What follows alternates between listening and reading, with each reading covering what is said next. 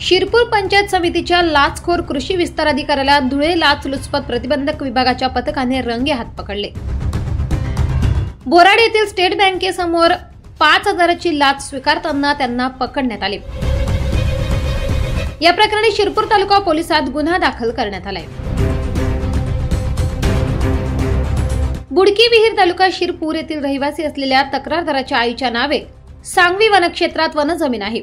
तक्रारदार यांनी आईच्या नावे या वनजमिनीवर सिंचन विहीर खोदण्यासाठी सन 2023-24 मध्ये बिरसा मुंडा कृषी क्रांती योजनेअंतर्गत 4 लाख रुपये शासकीय अनुदान मंजूर होण्यासाठी आवश्यक कागदपत्रांसह दिनांक 20 एप्रिल 2022 रोजी ऑनलाईन अर्ज करून त्यानुसार त्यांना योजनेअंतर्गत विहीर खोदण्याकरिता 4 लाख रुपये शासकीय अनुदान मंजूर झाले आहे। त्यानंतर शिरपूर पंचायत समितीचे कृषी विस्तार अधिकारी योगेश पाटील यांनी तक्रारदार यांच्या आईच्या नावे मंजूर झालेल्या सिंचन विहिरीच्या जागेची स्थळ पाहणी केली। तसेच तक्रारदार व त्यांच्या आईचा फोटो काढून नेला होता। त्यावेळी कृषी विस्तार अधिकारी योगेश पाटील यांनी तक्रारदार यांना विहिरीचे लाईन आउट करतेवेळी 5,000 रुपये द्यावे लागतील असे सांगितले। त्यामुळे तक्रारदार यांनी काल दिनांक 7 फेब्रुवारी 2025 रोजी धुळे लाचलुचपत प्रतिबंधक विभागाकडे तक्रार दिली।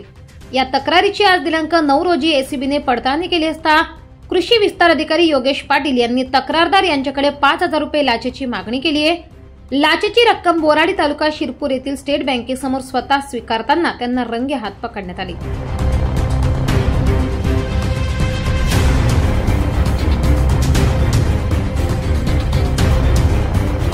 24 लाईव्ह महाराष्ट्र न्यूज साठी रिपोर्ट नाशिक, नंदुरबार, शिरपूर।